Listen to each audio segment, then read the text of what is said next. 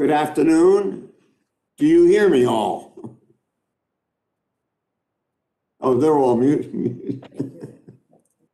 Good afternoon. I call to order the Subcommittee on Oversight. Thank you, everyone, for joining us today. I hate doing this impersonally. Forgive me, blame me. But the fact of the matter is, we're best when we're all together in person. No one knows that better than Dr. Rose, my longtime friend. Thank you to everyone for joining today. This is a super committee. I've read your bios a couple of times, and you folks know what you're talking about in an issue that is very, very important to Americans, expanding access to higher education and the promise it holds. Dr. Rose knows I believe that the community colleges are the engine for the next recovery. We're holding this hearing virtually in compliance with the regulations for remote committee proceedings. Before we turn into today's important topic, I want to remind members of a few procedures to help you navigate the virtual hearing. This is critical today. We are in the midst of votes, so we're running here, running there. I will leave. Somebody will take my place. When I vote, I'll come back. First, consistent with regulations, the committee will keep microphones muted to limit background noise. Members are responsible for unmuting themselves when they seek recognition or when recognized for their 5 minutes. Second, when members are present in the proceeding, they must have their cameras on.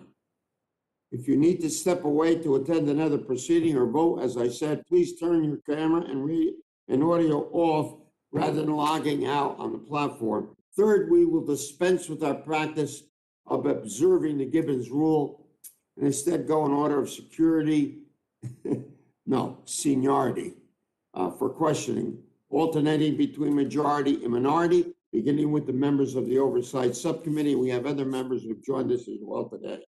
Finally, without objection, Representative Evans is authorized to serve as chair in the event I need to step away from the hearing.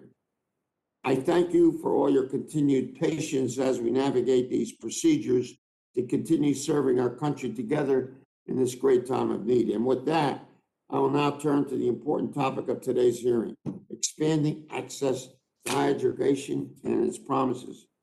Today, the Subcommittee on Oversight will examine an important and timely topic, access to and affordability of higher ed.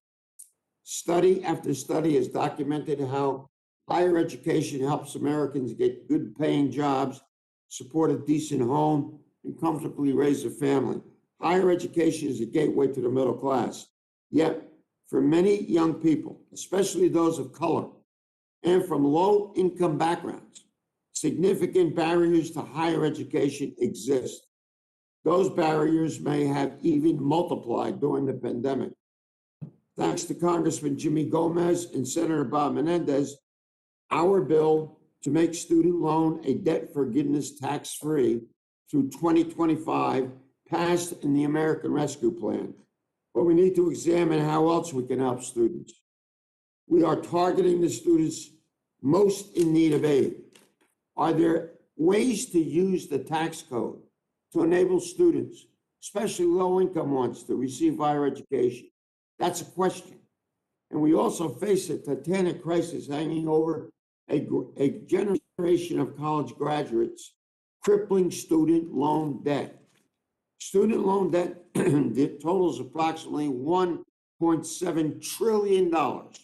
The average debt load of America's 45 million student borrowers is $38,000. This often delays recent graduates from buying homes, starting families, and moving into the middle class. It is a challenge of our time. We must understand why the cost of college are outpacing other costs in the economy, and we must offer more relief to those struggling to pay their education. As we return to normalcy, it is also appropriate to look at how the pandemic has affected our institutions of higher learning. New burdens have been placed on them, from COVID testing to the expansion of online learning. We must explore how the pandemic affected our higher educational institutions, including their ability to provide an affordable education to all students. You'll hear about that from our witnesses. To help us understand, we have an impressive panel. I don't use the term lightly. All experts in these matters, I thank them for their coming and looking forward to the testimony. First, I will yield 5 minutes to my friend, Ranking Member Mike Kelly from the great state of Pennsylvania for his opening statement. Mike? Oh, thank you, Mr. Chairman, and thanks for holding this hearing today on expanding access to higher education. Now, Republicans have long supported efforts to make sure Americans of all backgrounds have the ability to advance themselves through higher education. Back in 2015, Republicans supported making the American Opportunity Tax Credit permanent. Republicans also support the importance of the Lifetime Learning Credit. Recently, Republicans and Democrats on this committee came together to pass a package of retirement bills that includes an innovative education provision. This provision, which we hope will become law, incentivizes retirement savings while also reducing student loan debt. It would allow employers to make matching contributions into an employee's 401k based on the employee's payment of student loan balances. And just last week with Mr. Doggett, we introduced a bipartisan legislation called the Tax-Free Pell Grants Act.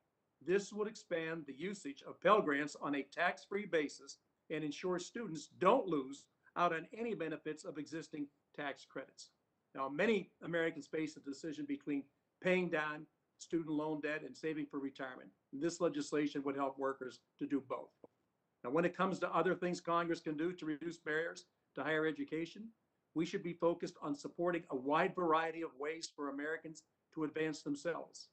That support should be there whether someone pursues a 4-year college degree, a 2-year associate's degree, an apprenticeship, or some other form of professional training. Our approach cannot be a one-size-fits-all. We need to meet Americans where they are. We need to support choice and flexibility so that Americans can obtain educational advancement without having to put their lives on hold for 4 years. But the answer isn't free college for everyone or widespread student loan cancellation. Studies show that these actions won't solve the challenges that many Americans face. But we have a lot of room for common ground and innovation that can help address barriers that many face in furthering their education. And I hope we can work together on these issues, Mr. Chairman. And that is why I'm looking forward to hearing from all of our witnesses, but especially from Scott Pulsifer, the president of Western Governors University. Scott will be able to share with the subcommittee the many exciting and innovative things going on at WGU. WGU strives to provide affordable, high-value degrees to underserved learners. WGU is an online-only university that uses a competency-based, on-demand approach to higher education. This means students have the flexibility to learn and advance through coursework at their own pace and in a way that fits the demands that they have in their life. WGU's approach to higher education has lowered barriers to those seeking a college degree across our country. Now, we can learn from WGU's success, so thank you, Scott, for being here, and thank you to all of our witnesses for being here. Mr. Chairman, I yield back. Words. We are next going to hear from our panel, but thank you, Mr. Kelly. Your words are on target. Thank you to our distinguished witnesses for taking the time to appear before us today to discuss this very important issue. I will introduce our 5 witnesses and then turn to each of them for their testimony. Without objection, all members' opening statements will be made part of the record. Our first witness, Dr. Marshall Anthony. He is a senior analyst at the Center for American Progress, where he focuses on higher education policy. Our next witness is Dr. Susan Wheeler Johnston. She is the president and chief executive officer of the National Association of College and University Business Officers. Our third witness is Dr. Stephen Rose, my friend from Paterson, New Jersey. He is the president of the Passaic County Community College, on which I served many moons ago, which is located in my congressional district. Our fourth witness is Dr. Susan Dinersky. I hope I'm correct on that. She's a professor of public policy at the University of Michigan. Right. Our final witness is Dr. Scott Pulsifer. He is the president of Western Governors University. Each of your statements will be made part of the record in its entirety. I would ask that you summarize your testimony in 5 minutes. To help you with the time, please keep an eye on the clock that should already be pinned to your screen. If you do go over your time, I will notify you with the tap of my gavel. Dr. Anthony, you may begin. Chairperson Pasquale, Ranking Member Kelly, and members of the subcommittee, thank you for the opportunity to testify today. I appear before you as a researcher on higher education, but I have also lived the failures of the higher education system. As a young Black man from a low-income single-parent household, I received the maximum Pell Grant throughout my undergraduate studies to help pay for college. But I did not have enough financial aid to cover other necessities, such as housing, food, textbooks, or transportation. That meant when I should have been sleeping, I spent countless hours staring at the ceiling, worrying about expensive course materials that professors required me to purchase. It also meant canceling my meal plan in order to pay for gas to get to campus and to participate in internships. And it even meant chipping in at times to help my family cover a utility bill. Through hard work, yes, but also a great deal of good fortune, I made it here before you today. But far too many other Black, brown, low income, and college students with disabilities never make it to the graduation stage to collect a diploma, including those very close to me. A large portion of college students today are, in many cases, working adults, attending college part-time and raising children. Like some of my family, classmates, and students I've taught, they are juggling demands that would strike you or I as nearly impossible, all in a desire to give their family a better life. Never has a college degree been more necessary to make it in this country. Nearly 2/3 of jobs require some form of post-secondary education, and yet our higher education system is not equipped to do its job. Consider these 4 troubling facts. First, the Pell Grant is not what it used to be. Pell is the cornerstone federal aid program for students from low-income backgrounds like myself to help pay for college. At its peak, close to 50 years ago, Pell once covered nearly 80% of the cost of attendance at public four-year institutions. Today, the maximum Pell Award covers less than 1/3 of the average cost of tuition, fees, and room and board. Second, if you think students today can still work their way through college, think again. In 47 states, on top of any and all financial aid they receive, low-income students need to work more than 15 hours per week to pay for a public four-year education.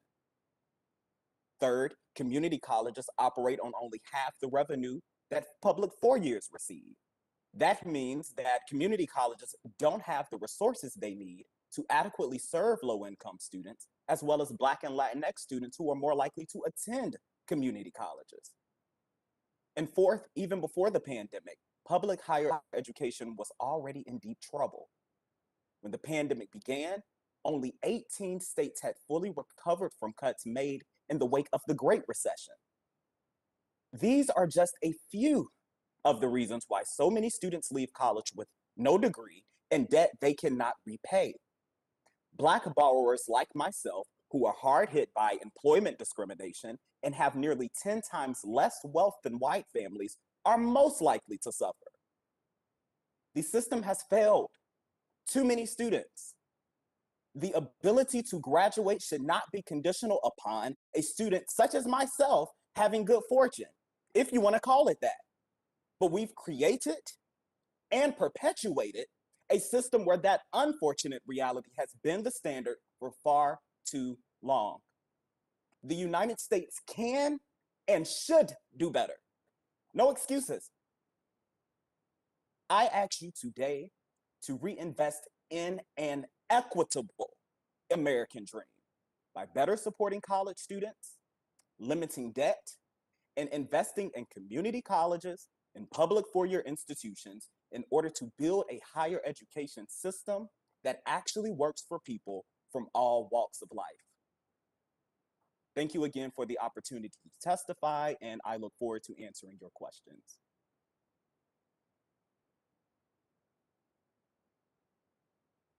Thank you for Dr. Johnston, you are now recognized for 5 minutes. Thank you. Chairman Pascrell, Ranking Member Kelly, thank you for inviting me to be part of this important hearing today. I'm Susan Wheeler Johnston, President and CEO of NACUBO, a professional organization that serves financial officers from colleges and universities across the country. In March 2020, when the potential impact of the pandemic was becoming clear, NACUBO strived to ensure that despite this crisis, any student who wanted to continue their higher education studies could do so, and no college would fail because of the crisis. To that end, the pandemic relief legislation passed by Congress has made a very meaningful impact, and I want to thank the subcommittee and your fellow lawmakers for recognizing and responding to the urgent crisis faced by the higher education sector, which educates more than 16 million undergraduate students and is among the top 10 largest employers in 40 states. Without this legislation, more students would have had to pause or abandon their studies, and across the country, we would have seen deeper institutional budget cuts that would have meant more loss of jobs, shuttering of programs, and fewer resources for student support, financial or otherwise. Colleges face substantial fixed costs that do not abate, even during a global pandemic. Even when most students were taking classes remotely, colleges and universities still had to maintain their facilities, pay faculty and staff, continue offering services to students, and more. They also face significant new expenses related to testing, cleaning, and social distancing, and they made unplanned technology investments, from software licenses and training to improved internet access for students, faculty, and staff. As our nation's colleges and universities are preparing for the fall 2021 term, some colleges are optimistic about their financial health. But just as our nation experienced an uneven impact of the pandemic, we're seeing the same in the higher education sector.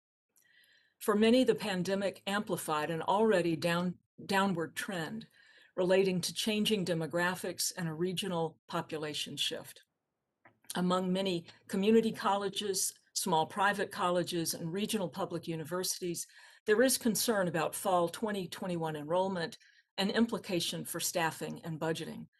However, through it all, institutions and their leaders remain steadfastly committed to their educational missions and the indispensable lifelong value of education. In the wake of a global health crisis, the outcomes realized by those with post-secondary credentials are in stark contrast to those without. As the pandemic put pressure on employment across many industries, individuals with higher levels of education were more likely to be employed. Individuals with a high school education or less faced a 19.2% unemployment rate in April 2020, compared to an 8.5% unemployment rate among those with bachelor's degrees or higher.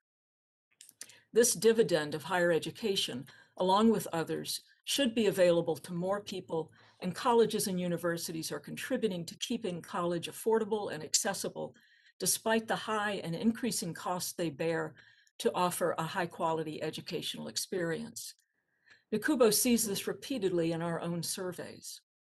The 2020 NACUBO TIAA study of endowments found that the 703 participating institutions spent more than $23.3 billion from their endowments, with about 49% of the funds going directly to student financial aid. Our NACUBO tuition discounting study of 361 private nonprofit colleges showed that in the last academic year, nearly 90% of first-year undergraduates received institutional financial aid, and it covered more than half their tuition and fees on average.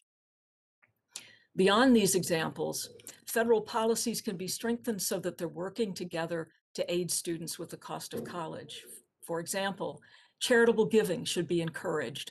Policies that discourage giving and take charitable resources away from education, like the tax on net investment income, should be reversed.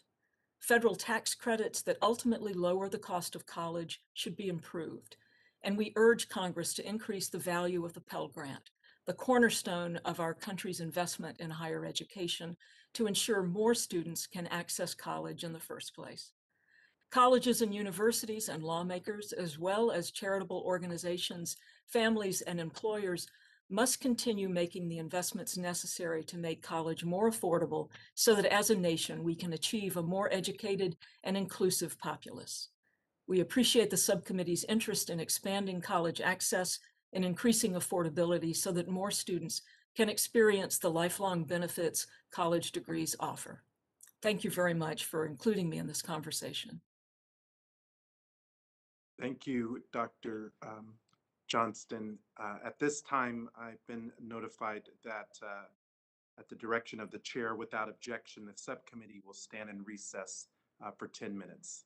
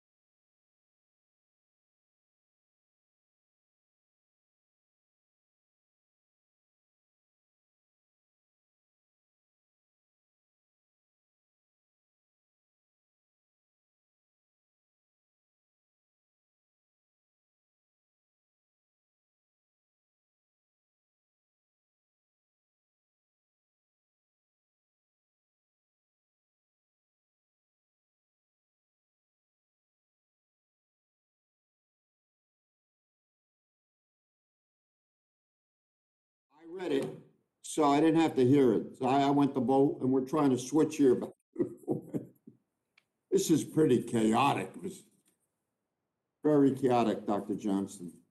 Anyway, our next speaker, the committee will come back to order. Our next speaker will be Dr. Rose from the Passaic County Community College. Done a fantastic job there. I say that without any hesitation. So you better be good today. All right. Dr. It Rose? is great to it is great to call you chairman. That's we've called you many titles before. It's great. It's great You to called me have many chairman. names before, be honest. Yeah, that may be true. Go Well, ahead, thank Dr. you. Rose. We're anxious to All hear. All right. I'm Steve Rose. I'm president of Passaic County Community College. Our main campus is in the great city of Paterson, New Jersey, which is the third largest city in our state. I've been president since 1996 and have been at the college since 1987. When I arrived, we had approximately 2,000 students per year, and currently we serve over 11,000. And this growth is fairly typical of community colleges during this time span. 80% of our students are minority, with many having English as their second language. While many enrolled to seek an associate degree for either transfer to a baccalaureate institution or direct entry into a career such as a registered nurse, others come seeking our workforce development programs leading to industry-recognized credentials in healthcare and technology fields. The topic of this hearing, expanding access to higher education and the promise it holds. This is why community colleges were created. PCCC, like most community colleges, is an open admission institution, serving students from varied educational backgrounds. While some enroll fully ready for the rigors of college-level work, others are ill-prepared. Some students enter ready to enroll in advanced calculus, while others need basic arithmetic. Some enter with well-developed writing skills, while others struggle with literacy. Community colleges students are often the first generation in their family to attend college. At PCCC, many students are not only the first to attend college, but they're the first in their family to graduate from high school. We welcome all these students. We believe, regardless of age, that every student should not be limited in life by a lack of education. It is never too late. A college degree or credential is still the easiest path to the middle class, and our programs are designed to help students reach these goals. However, these students face significant challenges. Many work full-time while attending school. The type of jobs they work in often have unpredictable schedules and mandatory overtime. Approximately 20% of our students are single parents. The pandemic has only enhanced these challenges. During the past year, students faced unprecedented challenges. Many struggled adapting to remote classes, lacked the technology they needed. Many lost their jobs and were directly impacted by COVID. The financial support our college and students received from the federal government was necessary and impactful. We were able to provide laptops for all of our students who needed them and provide financial help when needed. I am not exaggerating when I report that the aid to students was in many cases life-sustaining and changing. Enrollments at community colleges have historically been counter-cyclical with the economy. During economic recessions, our enrollments tend to grow and decline when the economy is thriving.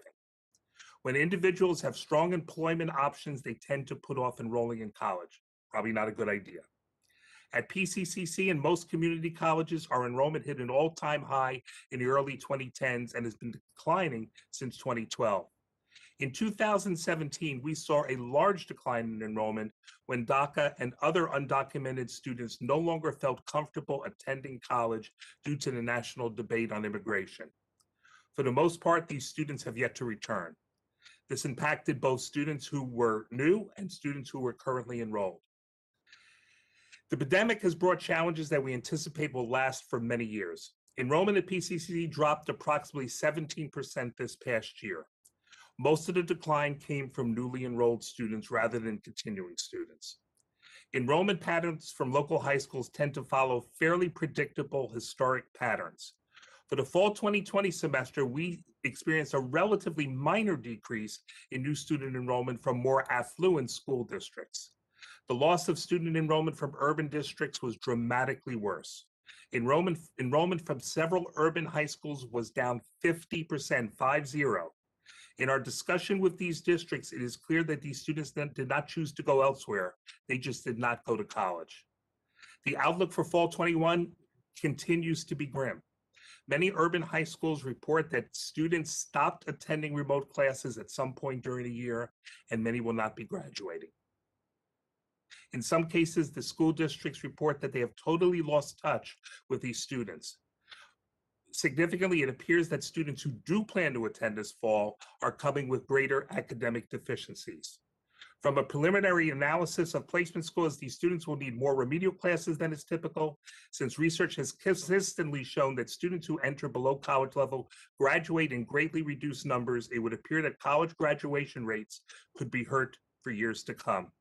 I believe I can speak for all community colleges when I say that we will continue to do what is ever necessary to ensure the success of our students. While challenges are daunting, the cost of failing is far too great. Thank you.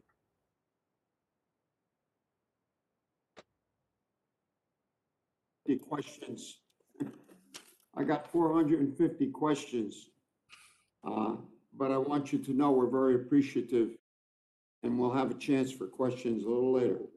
I want to thank you very much.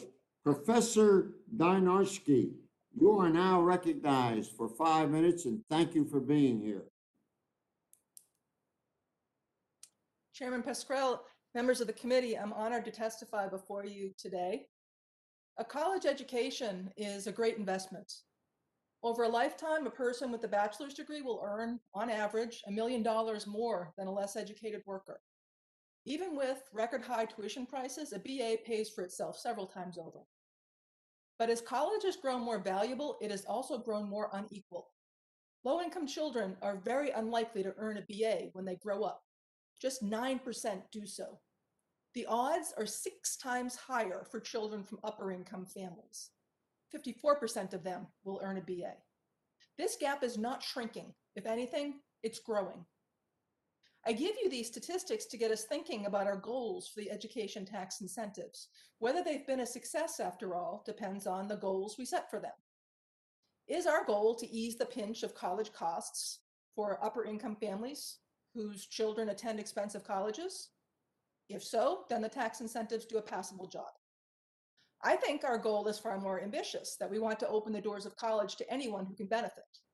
If this is our goal, then the current tax incentives are a complete failure. Why? The tax incentives can increase schooling only if they put money into the hands of those for whom price is a barrier, when and where they need that money. These potential college students who need assistance are overwhelmingly from low-income families. They attend community colleges where tuition and fees average $3,800, or a state university where they average $10,000, $600. This is who we should keep in mind as we design tax incentives for college, a low-income person attending a public college. Unfortunately, the education tax incentives do very little for low-income students at public colleges. Perversely, they provide the most money to upper-income students at private colleges. Here are some facts that drive home that statement. The tax credits are only partially refundable. A low-income student gets a credit of just $1,000 a year, while a richer one gets $2,500. The full lifetime learning credit goes only to students who pay tuition and fees over $10,000. Community colleges, which educate a majority of undergraduates, charge less than half that. The tuition deduction and student loan interest deduction pay the most to families with the highest tax rates. The Coverdell and 529 savings plans benefit those who can afford to save and who face high tax rates, that is, the wealthy. And if a low-income family does manage to save, they're punished for it. Their assets count against eligibility for federal student aid, as well as for safety net programs like SNAP. The regressivity of the tax incentives is not all that hampers their effectiveness. They are simply too complicated and confusing to affect schooling decisions. The IRS publication devoted to explaining them fills 95 pages. Families can't respond to a price subsidy if they do not know about it or understand it. We are better off funding simple programs that work than trying to explain complex programs that don't. If our goal is expanded college access, the tax incentives for higher education are a terrible policy. We must set aside the illusion that they increase education. The evidence is clear on this question. As it stands, the education tax incentives are essentially a transfer program. They get money to households that have sent people to college. To do this modest job well, they should impose minimal paperwork and go to families who most need the money. So here are some recommendations. First, create a single, fully refundable credit that covers not just tuition and fees, but books, room, and board. This comprehensive definition of schooling expenses is what's used for the 529 and Coverdell accounts, which primarily benefit wealthy families. A much narrower definition is used for the credits, which have the potential to help at least some low-income students. Second, deliver the credit at the time of college enrollment when it can make a difference. Finally, you asked me to address the endowment tax. It's proposed to waive this tax if schools make sufficient effort to be affordable. Here's one way to define such effort. Does a college meet the full financial need of its students as defined by the FAFSA and the federal methodology? Many private colleges and a handful of publics that require that students fill out the College Board's profile form and uses expanded data to measure need. This more than doubles the paperwork burden on students and increases uncertainty for families. The questions on the profile distinguish well between the rich and the extremely rich, but even a student who gets an automatic EFC of 0, that is, has the highest need, has to complete this very complicated form. The profile should not be required of low-income students. In conclusion, the education tax benefits provide relief for upper-income people who've gone to college, but they provide comparatively little relief for low-income families. The evidence is clear that the tax incentives do nothing to expand access. They are no substitute for federal financial aid or for free college. Thank you for your time. Very much, Dr. Donarski. We appreciate your efforts today, and I want to thank you. And now our final witness, I believe, is Mr. Pulsifer. You are now recognized for 5 minutes, and thank you for being with us today. Thank you, Chairman Pasquarello, and thank you, Ranking Member Kelly and the distinguished members of the subcommittee. I am grateful for your convening this hearing today and certainly for the opportunity to offer perspective on a topic that is core to WGU's founding.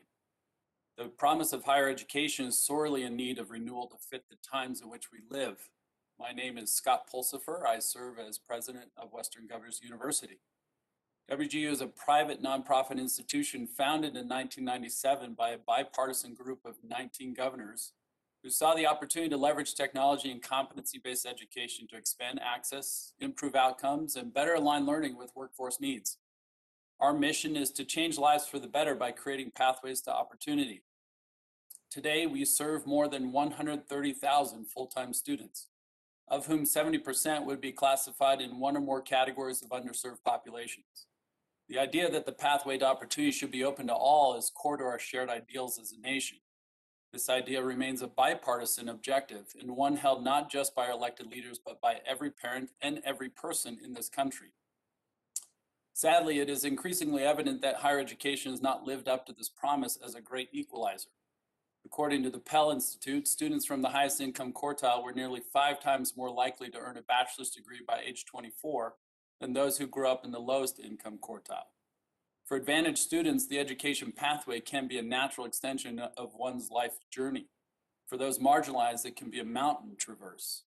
For higher education to fulfill its promise, it must be a pathway that can be traveled by every individual, where students have flexibility, support, and quality of instruction to succeed. The future of work demands the continual acquisition of new skills and knowledge in order to progress in one's career and life. To stay competitive as a nation, higher education must meet the diverse needs of Americans across their careers for both the first and the next opportunity. And for higher education to be a pathway, it must lead to opportunity. While that may sound obvious, it is not a conclusion that reveals itself from a study of higher education's outcomes. Nationally, 6-year completion rates hover at 60%.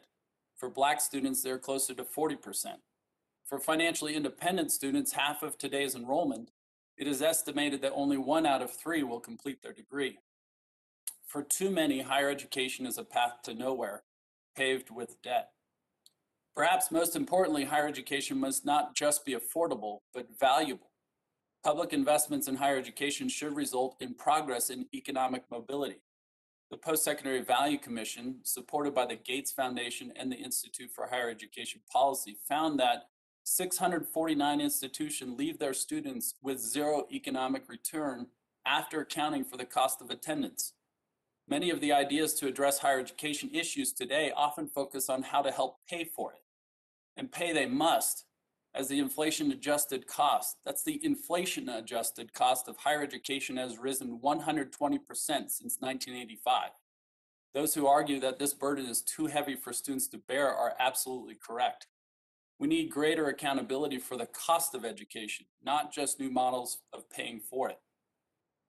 But for today's working learner, affordability is not the only barrier, and often not the most difficult to overcome. Lack of flexibility in scheduling, mode, online or in classroom, location, faculty interaction, etc., limit student access, progress, and completion.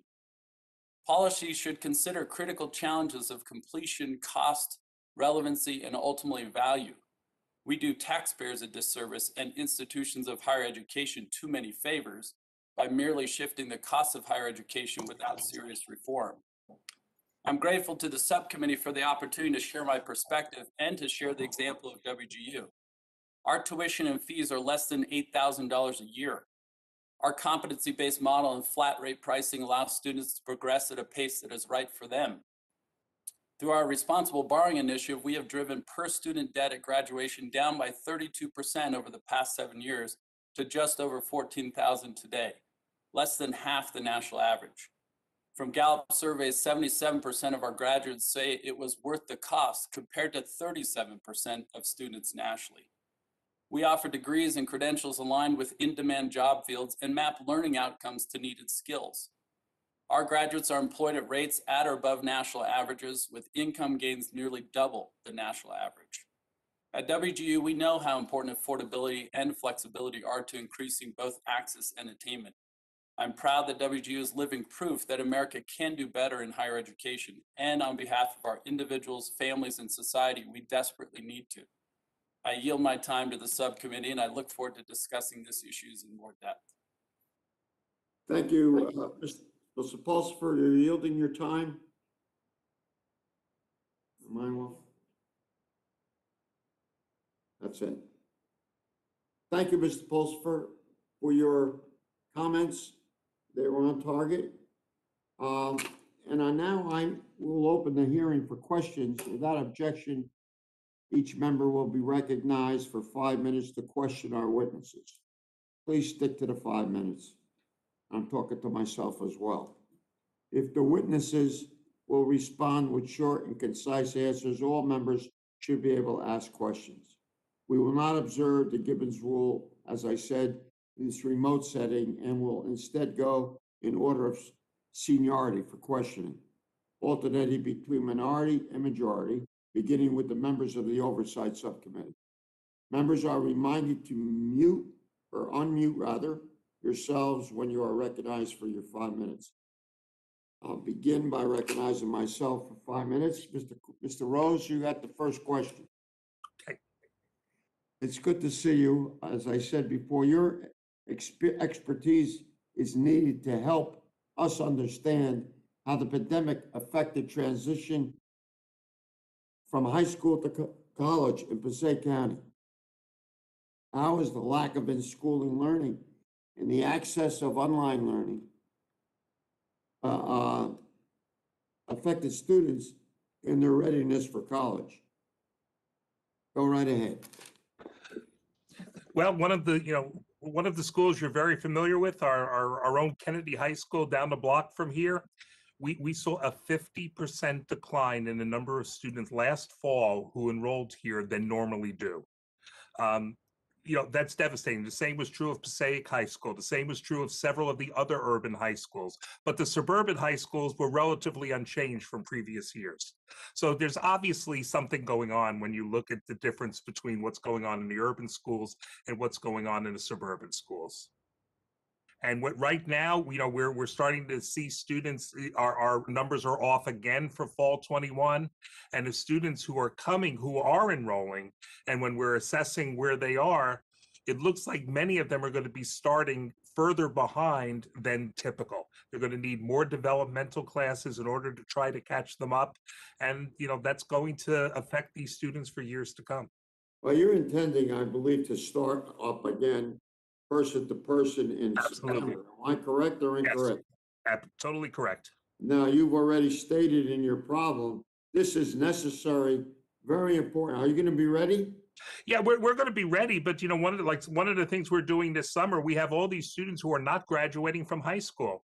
So we're offering them a free GED program right now if they're willing to try and get that credential so that they can start college. What are you going to do with the high schools where the obvious attendance rate was down and the applications are down to you? Right.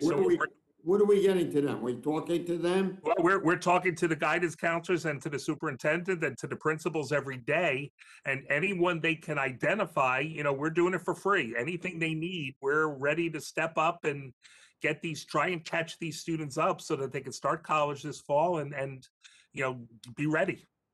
Dr. Rose, are you an advocate of the STEM program, which we're putting in a lot of high schools in America? Absolutely, of course. And it's been very successful at your school. Oh, look, we send about 20 students every summer to NASA for 5-6 weeks. When they come back, they're transformed. These students, their lives are changed. So, STEM education. But one of the problems is we have to start working with students when they're in middle school, and we're doing that.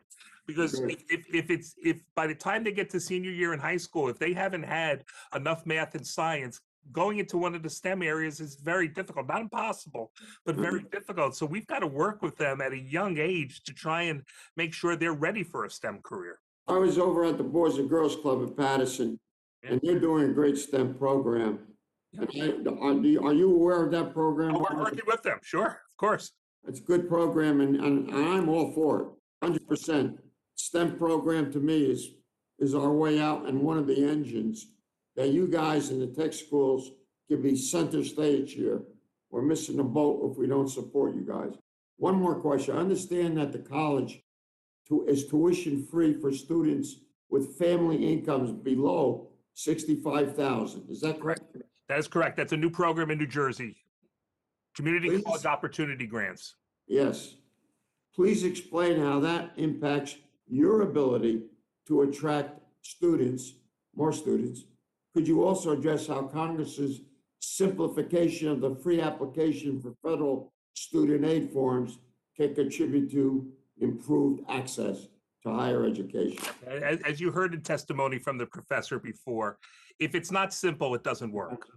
It has to be simple. We have so many students who would qualify for a Pell grant, but they can't get through the application process.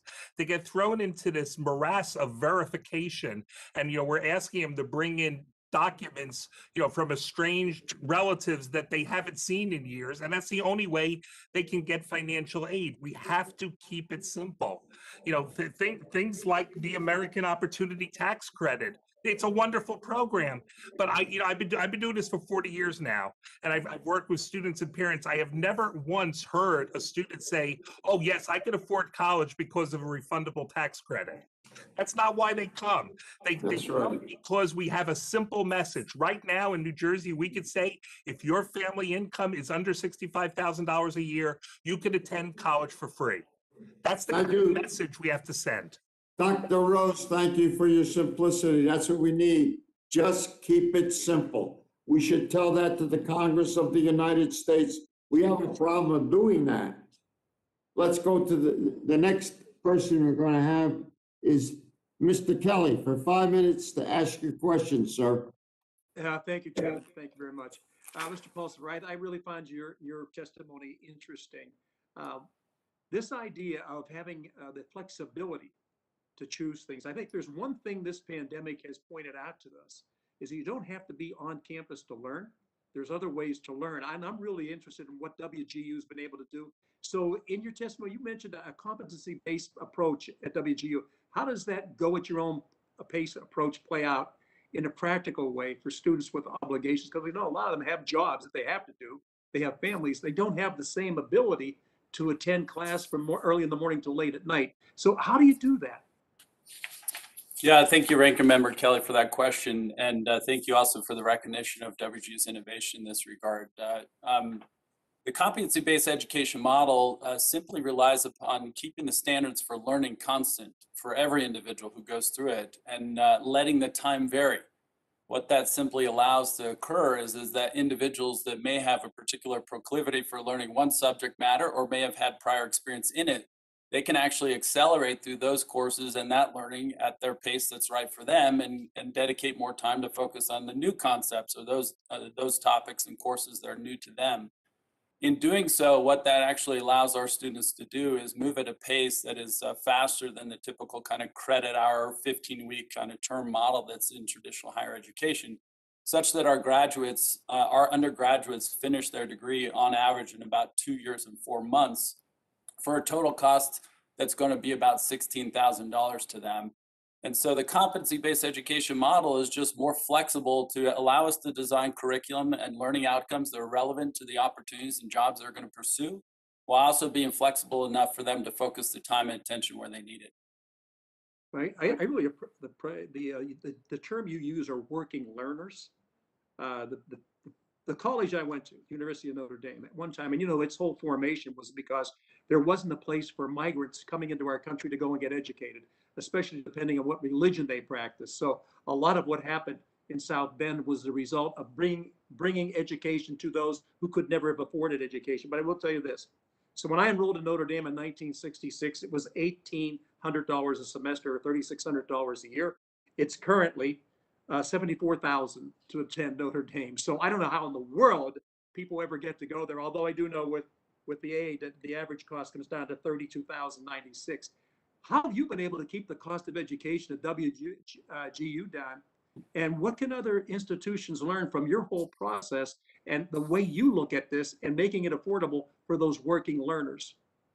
Yeah, the working learners, for everyone's benefit here, is that is the more common nature and profile of the learners today enrolled in college and in higher education generally than we might presume. You know, well more than 50% of all students are working full-time or part-time. And so that does require significant demands on their time. From a cost standpoint, it's pretty simple at WGU, which is first and foremost, we put the student at the center of everything we do. They are our primary customer. Our job is to help them progress, complete, and be on a pathway to opportunity. In doing so, all of our costs are centered on the instructional model, on the curriculum development, on the technology that allows us to reach and teach them where they are. And so that has allowed us to not invest in buildings and classrooms and campuses and other student life things that are not as common nor as needed for those working learners. We are very focused on the acquisition of capability, skill, and knowledge that is needed for them to progress in their lives, and are probably less focused on other emerging adult experiences, if you will, that can comprise a large portion of the operating costs of universities and colleges today. And so the last thing I will say for the individual is pretty important. The combination of delivering online, 100% of our curriculum is delivered online, and the competency-based model where we have flat tuition, that we have costs of under $4,000 for 1 6-month term in which a student can complete as many courses as they are able. And so as they actually can go at the pace that's right for them, they actually end up spending less time and less cost to actually complete their degree. Listen, I want to thank you all for being here today. I really appreciate that information. Please do not pass anything I said on to President at Notre Dame, Father Jenkins. I'm sure he'll come back at me and say, hey, we missed you at the first collection and the second collection. You alumni, I need to start manning up here. But listen, thanks for what you're doing. That model, though, Chairman, that model is one that makes sense. And I know all the rest of you are working with the same ideas on how to make it more affordable. That return on that investment is incredible. So thank you all for what you're doing. Mr. Pulser, thank you. I'm going to stay in touch with you. I have some more questions. I don't have time now, but your use of mentors and the way you're doing this virtual learning is absolutely critical. But we'll get back to that at another time. But thank you all for being here. Mr. Pulser, thank you so much. Again, Mr. Chairman, thank you. Great hearing. Thank you. And now, being consistent with the committee practice, we'll move to a 2-to-1 questioning ratio, beginning with Mr. Swazi. Tom? Thank you, Mr. Chairman. I'm going to try and keep it simple for the people in Congress that are so complicated. listen, 60% of Americans do not graduate from college. I mean, that's the majority of the people in the country. I've been in public life for 25 years, and we've always been encouraging people go to college, go to college, go to college. 60% do not graduate from college. And I looked at the U.S. Census a few years ago, and it said there's 105 million full-time jobs in America. And of the 105 million full-time jobs, 89 million of those 105 million jobs pay less than $75,000 a year. So, you know, I had an epiphany when I was meeting with some welders one time that came to my office. They were all young guys that had suits on. They were, you know, young guys, and they were part of a union. And I said, what made you join the union? He said, well, my father was mad at me, and I wasn't doing well in school. My grandfather told me to join the union. He knew somebody. And then the other guys told similar stories, almost like they were almost sheepish about it. I said, well, how much money did you make last year? And the first guy was in his late 20s. He made $100,000 a year. The second guy was early 30s. He made like $120,000. And the third guy made like $145,000. And they, you know, they get up at 5 a.m. and they travel hours to go to work. And, you know, but these guys, and they work really hard. They work a lot of overtime. But they're living a great life. I was like, you guys are doing great. You're doing fantastic. We should be encouraging more people to do that. So I want to ask the different speakers that are here, especially all of you. I'll ask all of you if I have the time. I've got 3 minutes left. Why don't people want to go to college, or don't they go to college? Is it, how much of it's based upon affordability? How much of it's based upon people who are just not suited to go to college? And what can we do to get more people who either can't afford or don't want to go to college? I mean, if you don't go to college, you don't want to go take a class to become a welder where you're sitting in a classroom for a year and a half either. You want to go to work. You want to earn while you learn. You want to be in an apprenticeship program. So what can we do? What can we do for the 60% of Americans that don't graduate from college? And what can we do to get people to make more money by having a skill that's not necessarily what we think of as traditional graduate from college? So you, Steve Rose, you go first. Well, we've started a welding program. And, you know, one of the things is that these are, you know, welding is a college subject these days. There's even college in Pennsylvania that's offering a bachelor's degree in welding. So, you know, what we've got to make sure in our colleges that we keep our curriculum up to date, and we are offering the type of things that are going to get people jobs, and those type of jobs that you're talking about. And that's what we constantly need to do. And again, keep it simple. Send a message that college is affordable by keeping these programs simple, and more people will go to college. I think it's pretty simple. Marshall, what do you think? How come these people are not going to college? 60% of Americans don't graduate from college.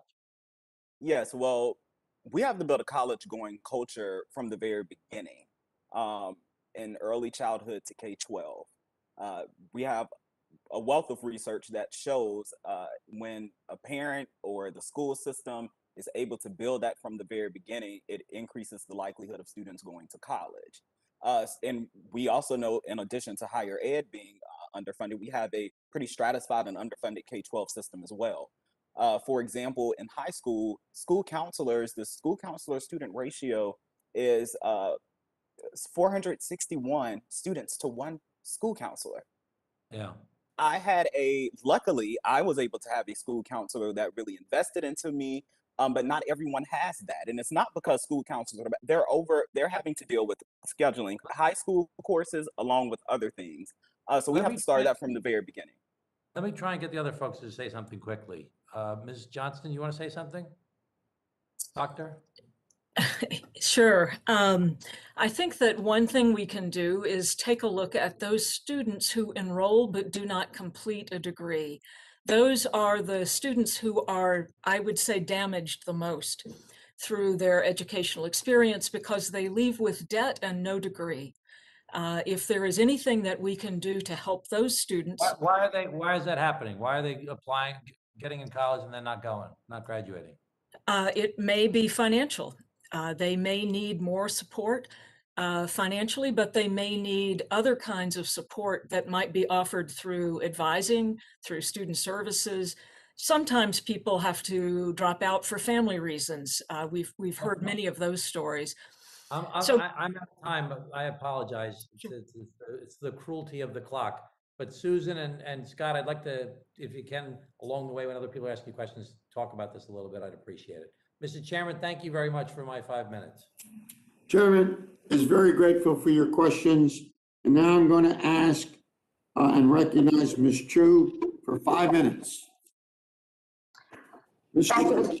Yeah, thank you, Mr. Chair. Dr. Anthony, as one of 2 psychologists in Congress who spent 10 years paying off my graduate school loans, I'm particularly concerned about the rising cost of earning an advanced degree.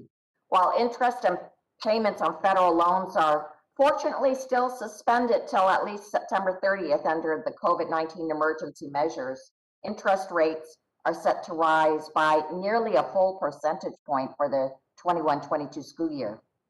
And because the Budget Control Act of 2011 eliminated subsidized student loans for graduate students, these borrowers also pay interest while they are in school earning their degree.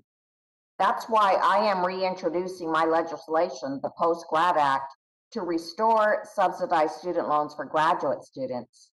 Many career paths require an advanced degree but don't offer high starting salaries, such as social workers, school counselors, or teachers. Those additional few years of interest accrual are particularly harmful, especially for students who also took out loans to help pay for their undergraduate degree.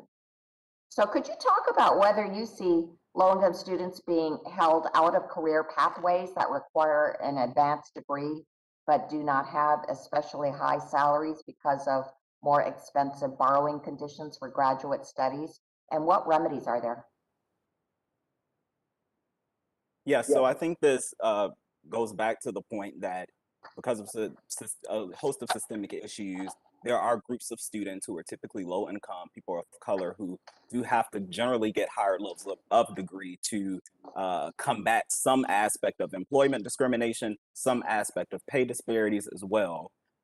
We did a report not too long ago that showed grad programs enroll 15% of all students in higher ed, yet they account for 40% of Fed loans. And I remember when I was in school for grad school, I was asking, being Max Pell, what happened when I went to grad school? All of the loans were subsidized, and we do know that there are even disparities with funding. Typically, Black students don't have as much scholarship opportunities, fellowship opportunities as other students as well. So that in turn caused them to have to take out more loans as well. I think there's a host of solutions that the government can do. One is in instituting that, yes, there should be some type of subsidized requirement. There should also be some type of requirement for grad schools that they must not produce more debt than their completers can pay off. And so one solution that we recommend is similar to the gainful employment rule for career programs, is that we ensure that, one, that these programs are a benefit long-term for students, maybe institute some type of price caps on grad programs as well. But if broad fixes cannot be done, there is also opportunity to target specific types of programs. So for example, for doctoral degrees, possibly creating requirements for institution provided funding for students, rethinking maybe law school, maybe taking off a year or trying to embed that somehow in an undergraduate year or type of program. So there are some broad solutions that can work, and there are some more maybe specific ones that can handle and address that problem. Thank you for that. Dr. Dynarski, I'm a member of both the Ways and Means and the Small Business Committee, and I'm particularly concerned about the impact of student debt on entrepreneurship, especially as we try to rebuild after COVID. We know that rising student debt has an enormous negative impact on entrepreneurship, depressing business creation by as much as 14%. And in fact, student debt negatively impacts a person's ability to qualify for business loans and is associated with a 42% decline in business income. This is why I'm an original co-sponsor of Nydia Velazquez's bill, the Supporting America's Young Entrepreneur Act of 2021, which would provide student loan forgiveness for entrepreneurs and ensure that forgiven loan is exempt from taxable income. So could you talk about how student loan impacts entrepreneurship? Thank you for the question.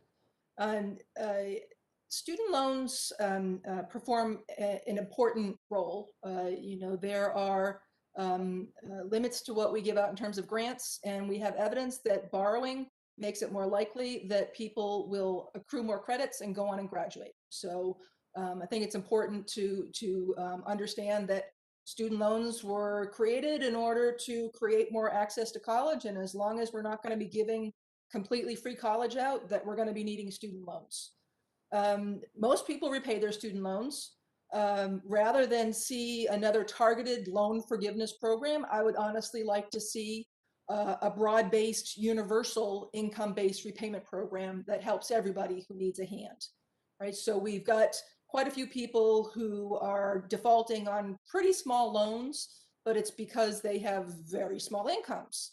And a well-structured income-based repayment program would help to fix that. So I would like to see programs that insure everybody against bad outcomes, rather than add to the set of specific targeted programs as we have for teachers and doctors and so forth.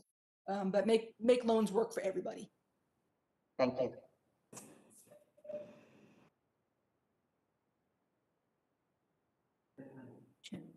Thank you very much, Ms. True from California. Now I'm glad to recognize Mr. Wenstrup from Ohio for 5 minutes. You're on. Thank you, Mr. Chairman and Ranking Member Kelly. When I finished my schooling and my surgical residency, I had substantial student loans. I had a whole list of loans. I was seeking them wherever I could. And so I understand the stress that goes with this and the uncertainty that it puts on someone when they graduate. And I also recognize the soaring cost of tuition and student loans and the threat they pose to access higher education and how that may affect our future workforce. And that is concerning. I can tell you with my loans, I had them all listed out, and I paid off the high interest loans as soon as I can and ran out the low interest loans. And at the end of the day, it worked out. But, we consider education, we all know one size fits all is not right. Sometimes we place emphasis on a traditional 4-year degree. And while these programs may be the best option for some students, it's not the answer for everybody. Students may benefit from the other options that wouldn't require loans to pay for the program. And I think that we can work towards policies to help our students who have taken on this debt, while at the same time looking to expand the menu of options for students considering higher education. And we have some things out there. For example, this committee is considering securing a strong retirement act of 2021. Just in a nutshell, it allows employers to invest in a new employee's retirement and matches what they're paying off in student loans. So they're not paying off student loans and being held out from retirement. But that's kind of some of the bigger picture. Mr. Swazi was talking about the welding students. I remember when I met some welding students at vocational school. They were the happiest seniors in high school that I met because they knew that they had a good paying job just waiting for them, and they had a lot of certainty associated with it. And I recently visited Great Oaks Career Campus, a career technical education school in my district that had been providing innovative career development, workforce development, economic development services. And they were providing to individuals, businesses, industry, labor, communities, and other organizations for 50 years. So they're plugging into the community. And I've also heard from employers who are having a hard time filling available positions due to the skills gap. So there are many paths out of high school. We need more skilled workers with career and technical education to meet the needs of industries. And they drive America. I think in some ways we had an attitude that if you don't have a 4-year degree, somehow you failed. And I think nothing can be further from the truth. So I have a question for Mr. Pulsipher, if I can. How do you think Congress can help prospective students be better to be fully aware of what their options are? As a soldier, I talk to GIs, they're going to use their GI Bill, and I always talk to them about, listen, do your homework.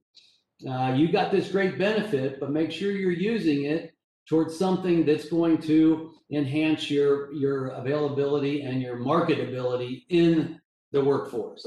So how do we make people more aware of that? And also, how can we ensure that institutions are able to keep costs affordable so that people aren't burdened with debt for the rest of their life sometimes? Yeah. Thank you, Congressman Wenstrup, for that question. Also, love the great state of Ohio. It's we've now had 3 years a state affiliate in the great state there, where the state has partnered with WGU to expand access among the many working learners and those who have some college and no degree. I think to your question, one of the most important things to actually do is increase the transparency and the understanding about the multiple pathways that can lead to great opportunities. And there is an opportunity to actually, provide greater, evidence and information as it relates to what are those different pathways, what are the earning and economic potentials of those different pathways, where can those pathways be actually pursued, because not all of them need to go through a college. Many of them can go through alternative providers, even employer-provided training programs. This is one of the dynamics that exist today in higher education, or at least in post-secondary education, I would say, is that to the future of work, where more than 65% of all the jobs are going to require some post-secondary credential. The acquisition of those credentials is also going to come through multiple different pathways, but individuals need to be able to have that information available to them. So Congress can actually increase that transparency. It can help to actually give better information about the outcomes that are expected through those different pathways.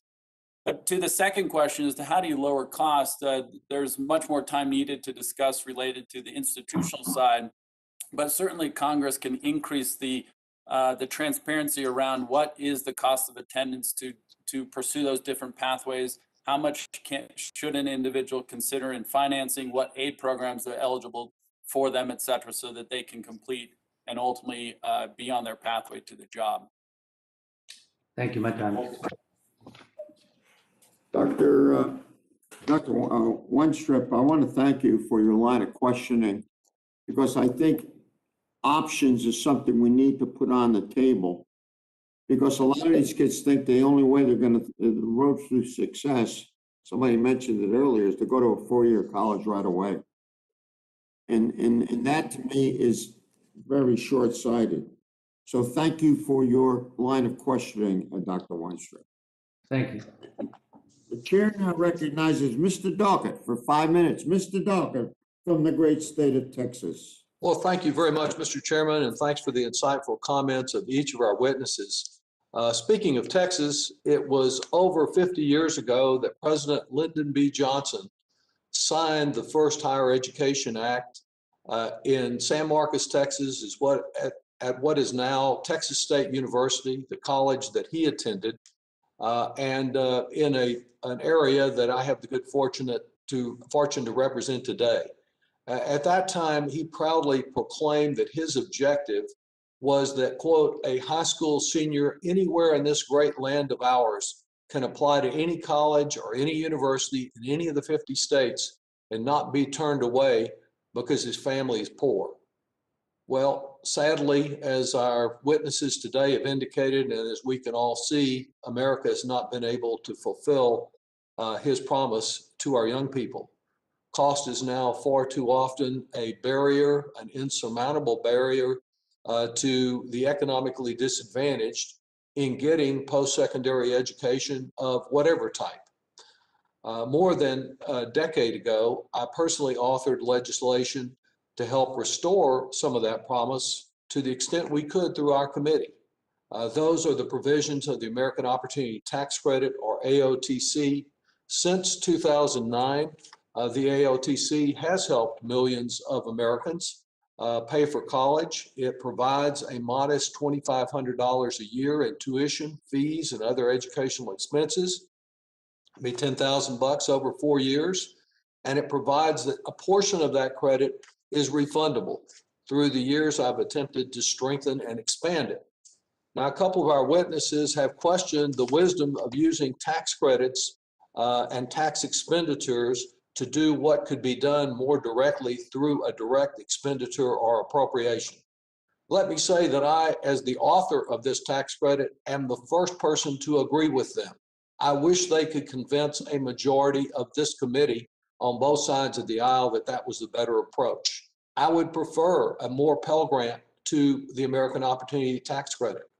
But we live in a reality where this committee is in charge of tax expenditures and has a preference for those in many cases.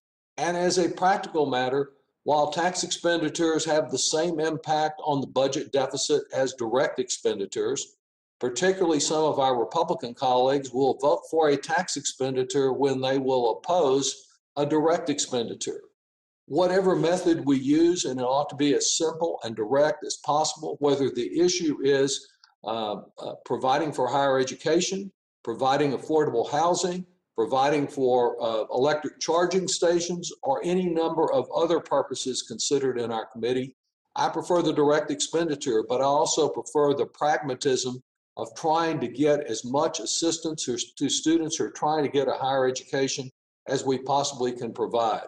I think our objective has to be to get those students all of the education that they're willing to work for to try to achieve their full God-given potential. Now, as we look at the approach to do that, many students who have been eligible for the American Opportunity Tax Credit and also eligible for Pell Grants have not been able to get the full benefit of both. So last Friday, and Ranking Member Kelly has already referenced this, and Congressman Davis, all of us came together, about 40 plus colleagues, to introduce bipartisan legislation to fix this problem, to assure that those who are using a Pell Grant can also get the full benefit of the American Opportunity Tax Credit. Mr. Chairman, I appreciate the fact that you joined in that effort. Our Tax-Free Pell Grants Act would extend the tax-free usage of Pell Grants from tuition to cover all educational expenses like room and board. And this bill also expands the qualifying expenses for the AOTC to cover computer costs, obviously invaluable in higher education these days, and childcare, which is also significant to being allowing many college students to continue with their education or in a non-college setting for post-secondary. So childcare has become a barrier for many students. This bill is designed to remove it. Dr. Johnson, let me just ask you in my closing time here, in your written testimony, you support ending the taxability of scholarship and grant aid. Why do you believe that it is important to do that to assist students who are economically disadvantaged from continuing with their education? Thank you, Congressman. And let me start by thanking you for your efforts to improve the taxation challenges that face many of our students. And we would welcome a long-term opportunity to work more with you on that. Great. The much of what you've said, I agree with completely, and I am grateful to hear you talk about the Pell Grant in particular. In terms of the taxation, I think that in many cases, students are not taking advantage of what is available to them.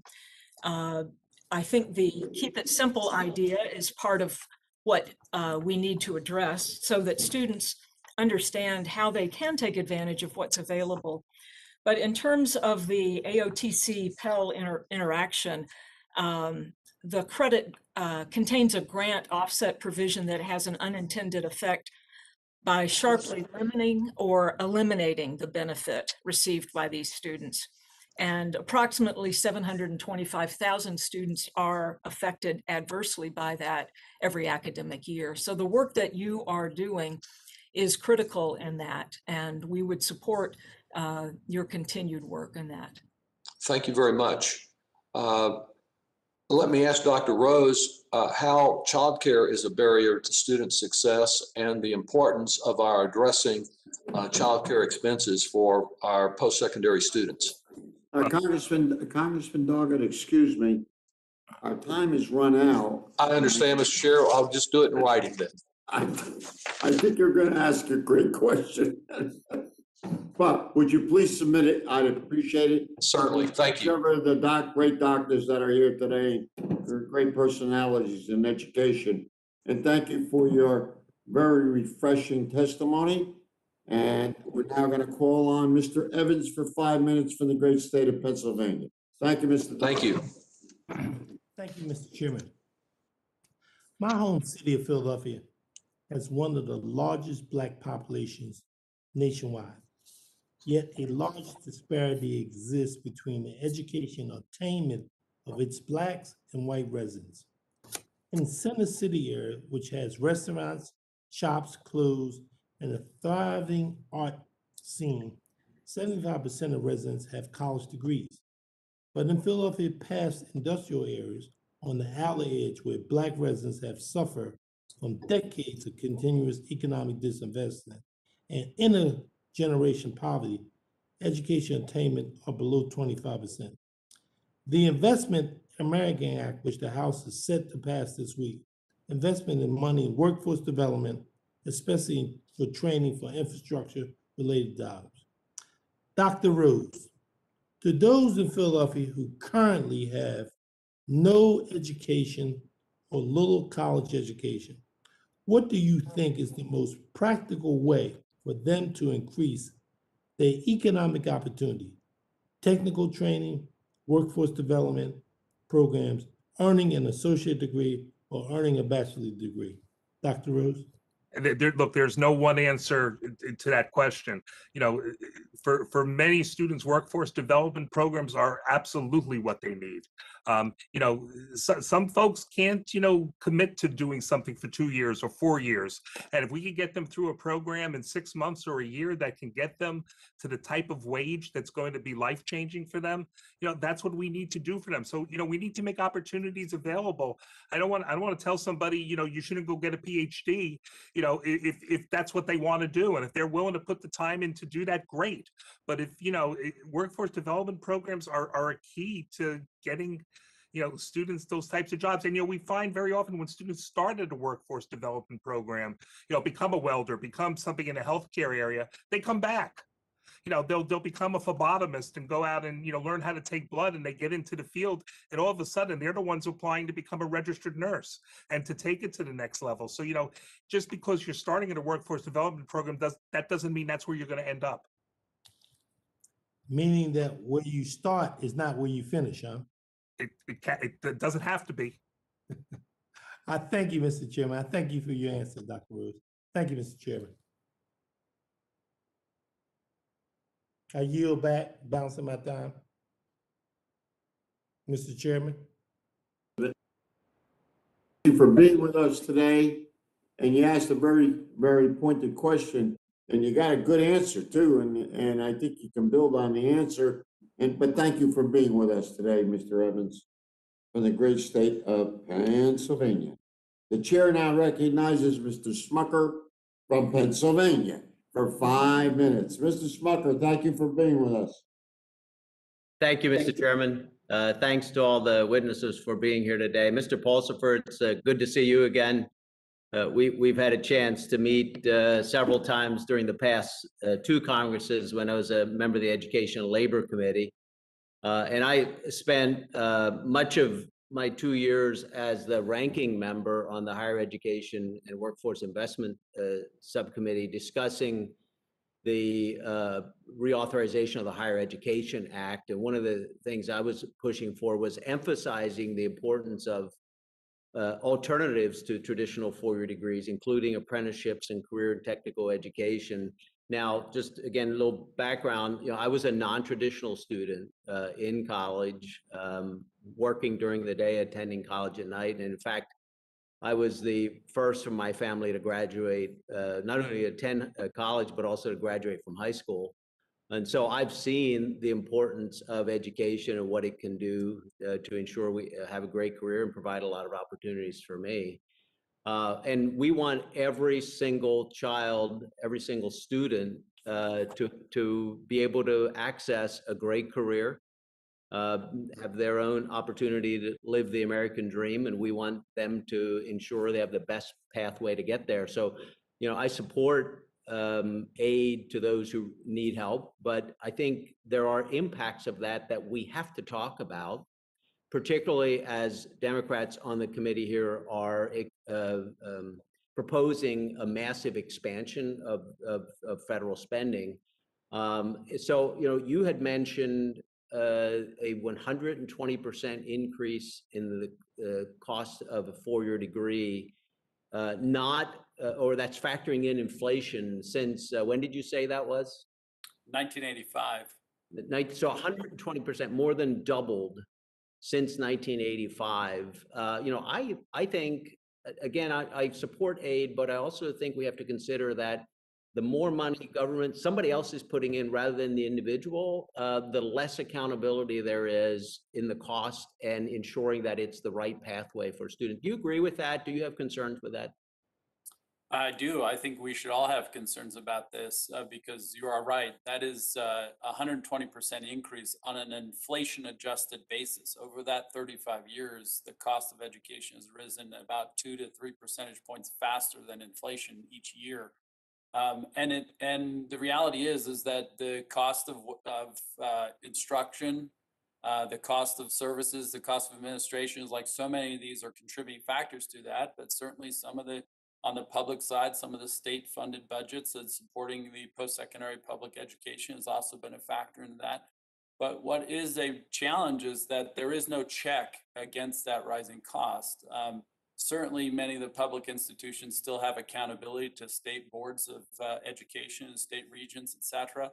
But the reality is that individuals and their families are bearing a higher portion now of the cost of attending education.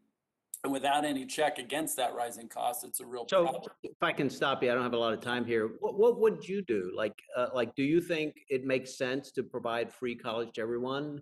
And if someone like myself who really wants to ensure there's access, what's a better way to do it that provides some of that check that you're talking about? I think certainly there are opportunities to address the affordability barrier that still exists for so many that many of the colleagues testifying today have raised. But there are other issues too that do need to be addressed. And some of that is simply about increasing the focus on the student and how do you address access through things like the digital divide and leveraging technology to reach and teach students where they are. How do you actually incentivize alternative post-secondary programs so that in fact those pathways to great jobs can also be accessible through federal aid programs because they can be done at a lower cost and in a shorter duration than so many of the traditional bachelor's degree model. The other thing is we do have to think about different pedagogical and personalized learning models that can actually help increase completion rates, especially among underserved populations or those who've been marginalized. And ultimately, that's what we're trying to fund here, which is completion rates, because as has been mentioned many times, a student who starts but does not complete is often worse off because they're carrying debt. One of the things I like about what you do is competency-based rather than just measuring success based on the amount of time sitting in a seat. It's competency-based education. I think that's another.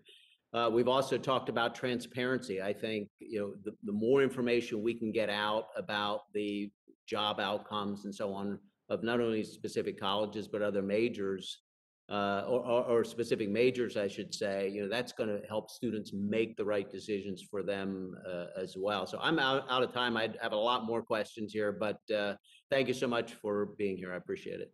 Thank you. You did a good job in questioning.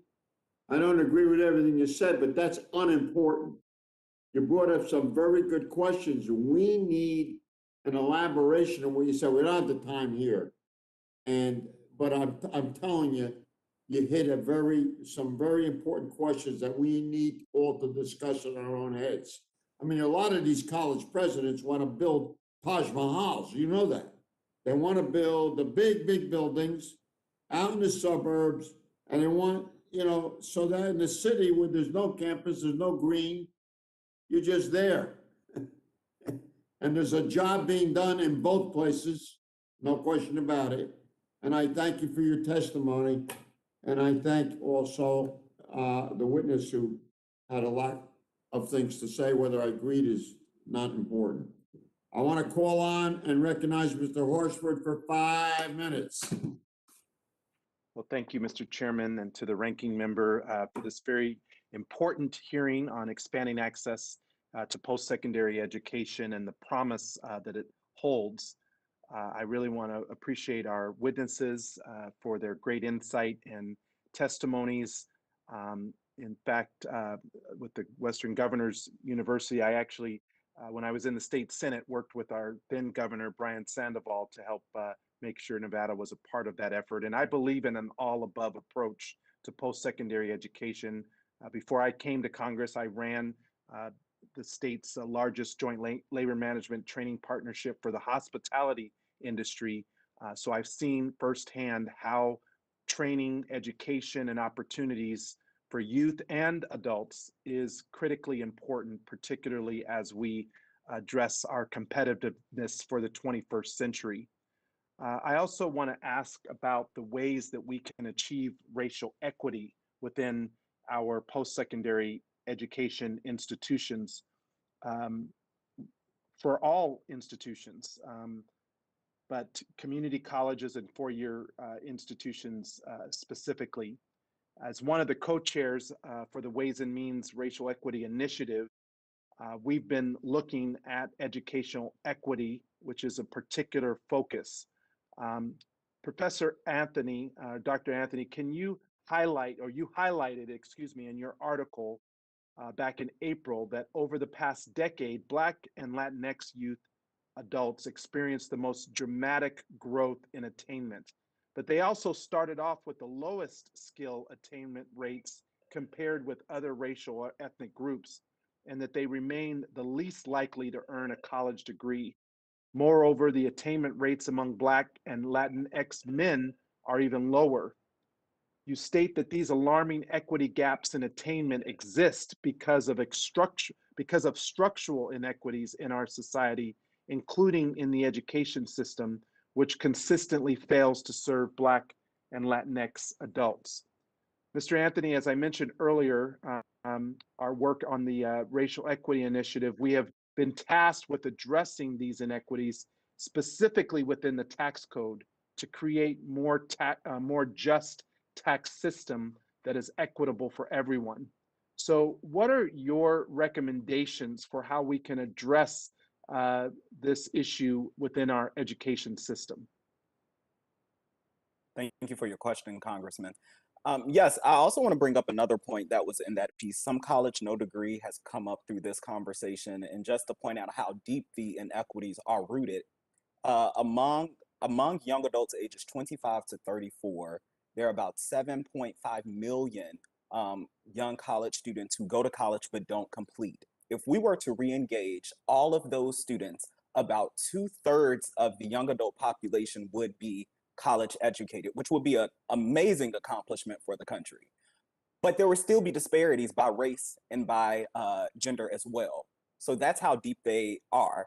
When it comes to the tax code, my broad response is saying that, and it's been brought up before, the federal tax code must be progressive. It must, so therefore it can actually benefit low income, middle income families who need the services, who need that benefit the most. And right now, with majority of the tax cuts right now, or incentives, it's regressive. So we're actually providing additional resources to higher income families who can afford to go to college anyway. And so the goal of Lyndon B. Johnson in 65 and the Higher Ed Act is to actually expand education for low income, middle income families, because it helps the country. There's an economic return on investment for the public of higher education. And so in order to do that, we have to ensure that we have targeted approaches by race, by income, by disability status, where we can ensure that we are actually targeting those services to help those students and families the most. And right now, we just don't have a tax code or higher education system that works in the benefit of, or the purpose of, fulfilling what President Johnson intended for back in the 60s.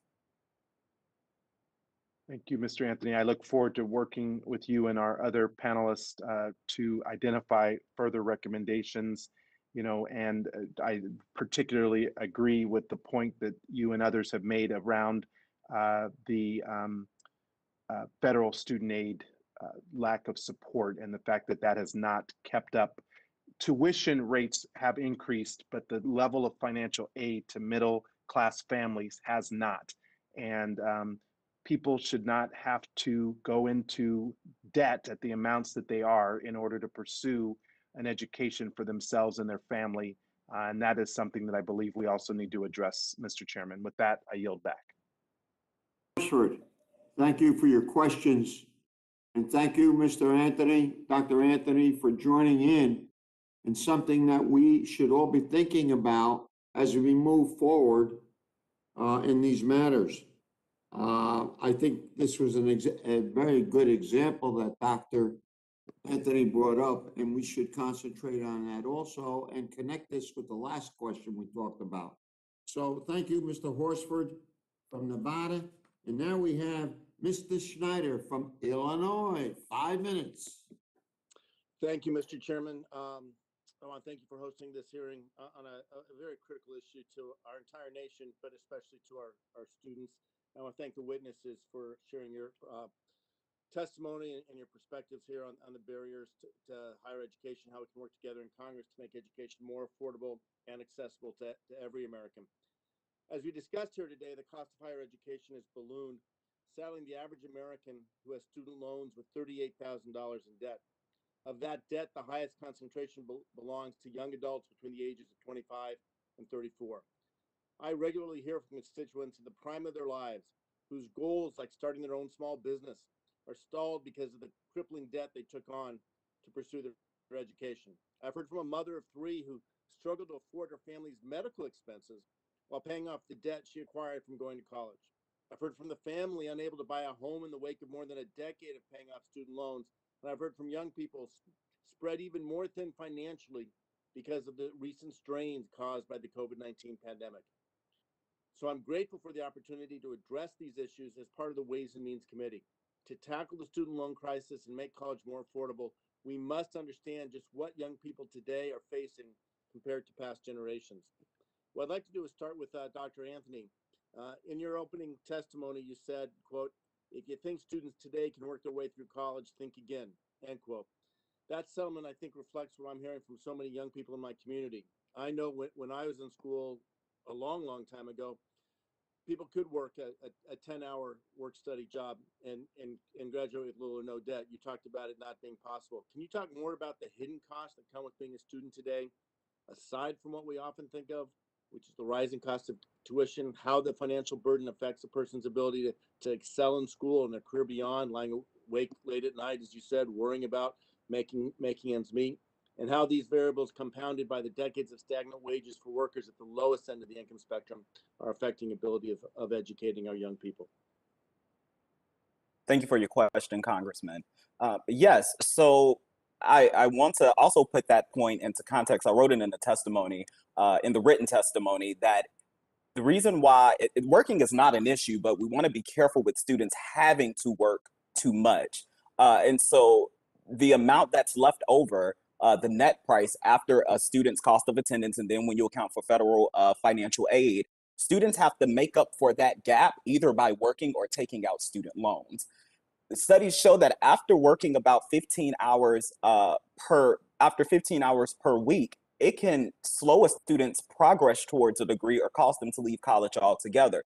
Again, we've already talked extensively about the issue of some college, no degree.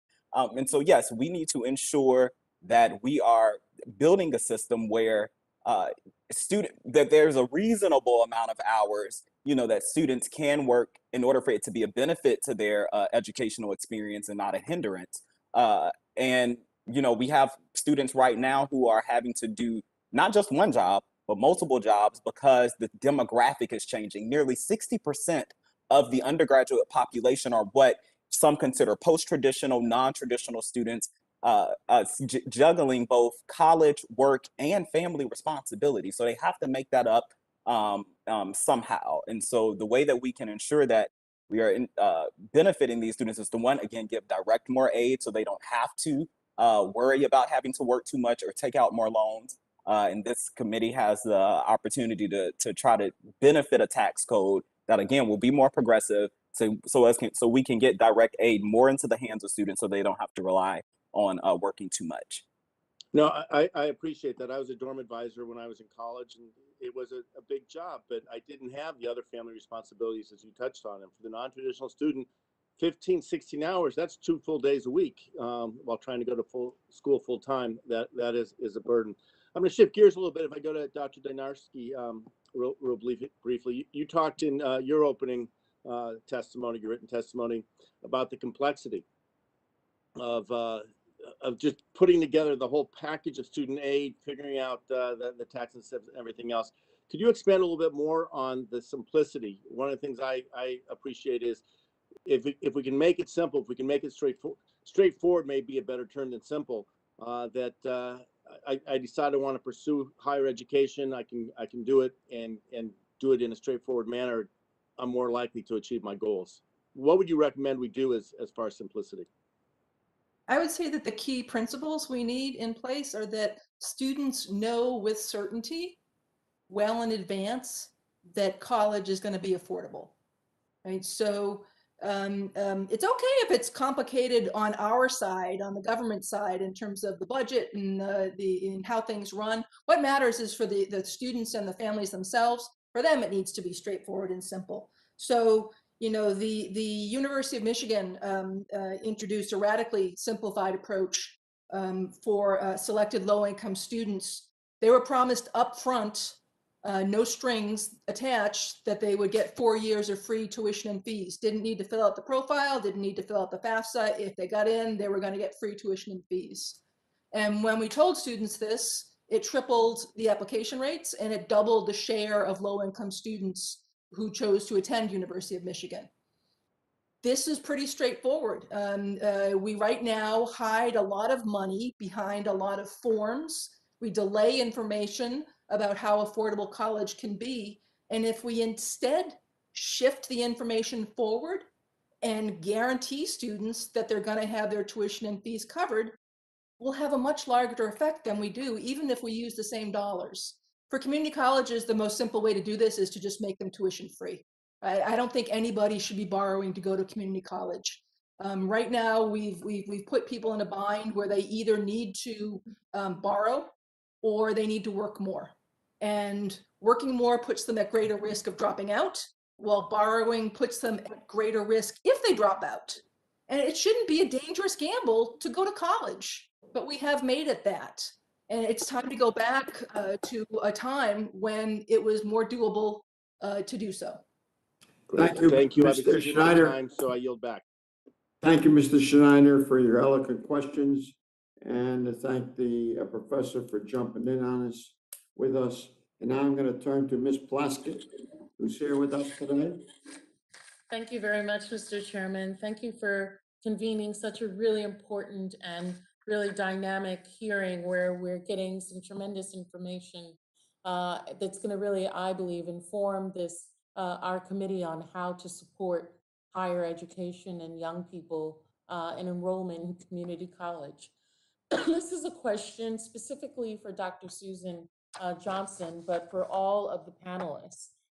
I've just learned for my district, the University of the Virgin Islands, which is the only higher education institution in the Virgin Islands, in my district, has implemented a COVID-19 vaccine requirement for all students, faculty, and staff.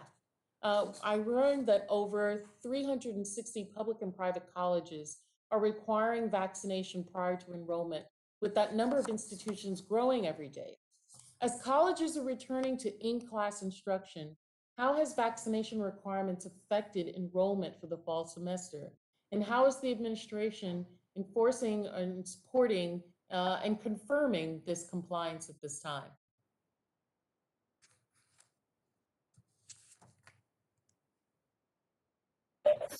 Thank you for that question. As I was listening to you, I was thinking of my own service as a member of the Board of Trustees of two different colleges, the public and private, and these are topics that have come before us for conversation. It is a great concern that students be safe and healthy, that faculty and staff be safe and healthy, and yet there is some political discussion behind the requirement. And so that's why you see the numbers that you see around 400 are requiring, and the rest have yet to make up their minds, or they have made up their minds, they're not falling into that category. It does make this a challenging environment to lead an institution when you hear from parents, if you have this requirement, I will not send my daughter. And if you have this requirement, and if you don't have this requirement, I won't send my daughter. So damned if you do and damned if you don't in a lot of cases. The highest order of business is to make sure students are safe. And I think that the leadership that institutions show by finding a way to ensure that safety, whether it is continuing the testing over time as students come back. If there is no COVID requirement, then continue the testing. That continues rather high costs for an institution. However, we knew during the pandemic that institutions were spending lots and lots of money on the safety measures that they had to put in place. So it is a complicated question that each institution is weighing, but I think regardless of the answer, the heart of the matter is the safety of the students and the other people who work on the campus, and finding a way to manage the cost associated with continued testing versus the health issues.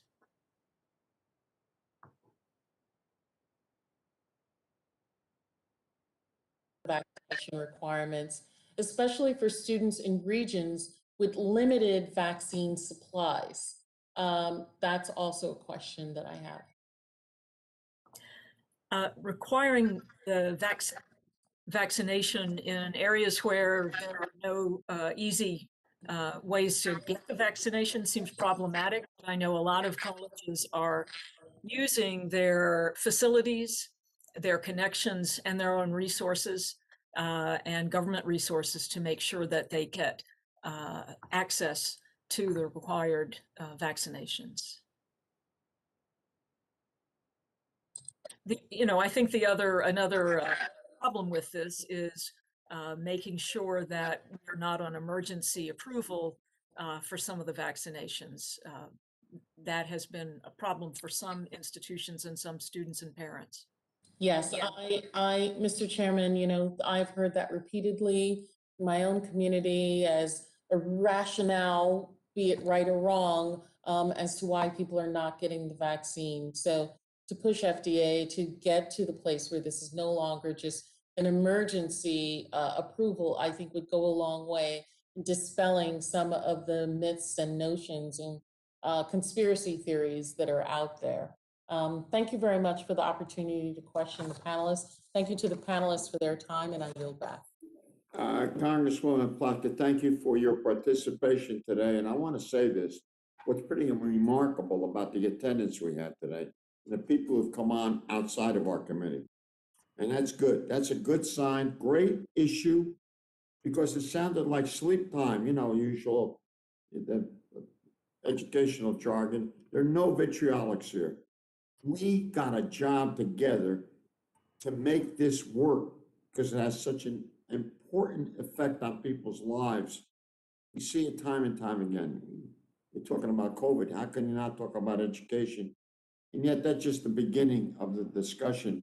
And our next questioner is Dr. Davis. Mr. Davis is always there on educational matters, human quality, and we're thankful that he's here today. Mr. Davis, you have 5 minutes. Thank you, Mr. Chairman, and you're exactly correct in your analysis of this hearing. It's been a great one. And I want to thank you for letting me wave on to it. I've spent decades trying to help low-income students afford college, coordinating the AOTC and Pell grants, trying to make Pell more taxable, and better targeting the American Opportunity Tax Credit were some of my first bills on this committee when I came. I'm working closely with Representatives Schweikert, Horsford, Winstrup, Sewell, and Marchant to remove the lifetime ban on the American Opportunity Tax Credit for individuals with felony drug convictions. And Mr. Smith from Missouri and I are trying to double the Section 127 employer provided education benefit to help workers improve their skills. Families, especially low income and first generation students, need us to modernize these benefits. Professor Donarski, let me ask you, my ideal higher ed tax policy aligns with your testimony. A simple set amount of funds based on one's income that one could use for undergraduate or graduate degree or credential, current costs or student loan debt.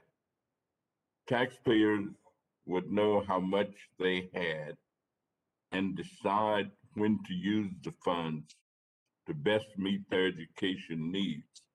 If we were to advance this type of approach, aside from being advanceable, refundable, and having eligible expenses aligned with other tax policy, what type of parameters would be needed to make sure that a credit would work, that it did work? There are lots of different ways to design an effective and equitable system for funding college, and your suggested policy certainly aligns with the research. You know, the key for making an aid program work really well is that students need to be guaranteed their money early, and they shouldn't have to wade through bureaucratic sludge to get hold of that money, right? So, and the tax incentives clearly do not meet these standards. The traditional student aid programs are getting better, especially with the recent simplification, and I thank you for that.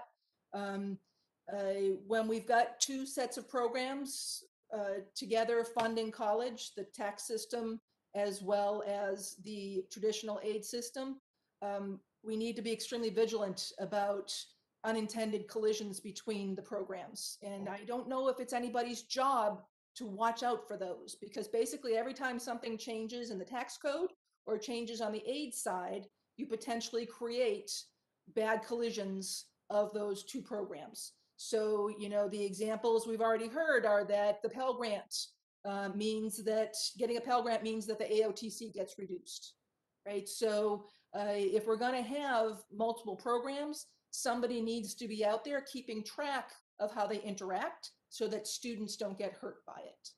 And that's what I would say is most important, that and that the money get delivered when students are paying the bills. Delivering the money a year later doesn't help anybody get to college. Thank you for your question. Thank you so much.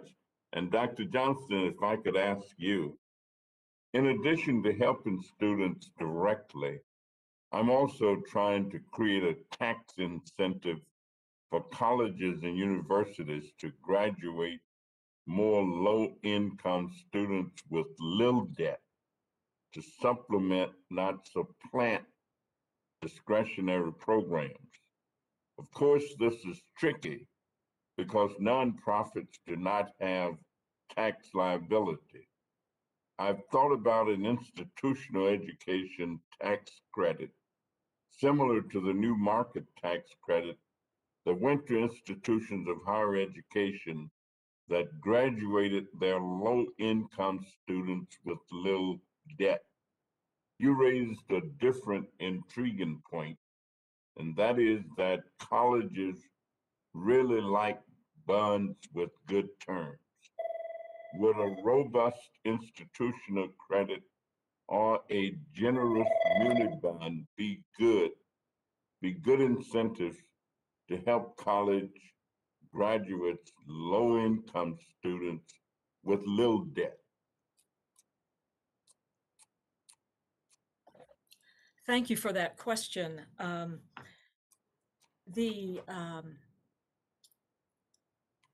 I think overall, let me just say again that the Pell Grant is the most efficient way for the federal government to invest in students, but a tax credit related to the investments that institutions are making in grant aid is an intriguing idea, one that should be explored further. I think there is possibility for that.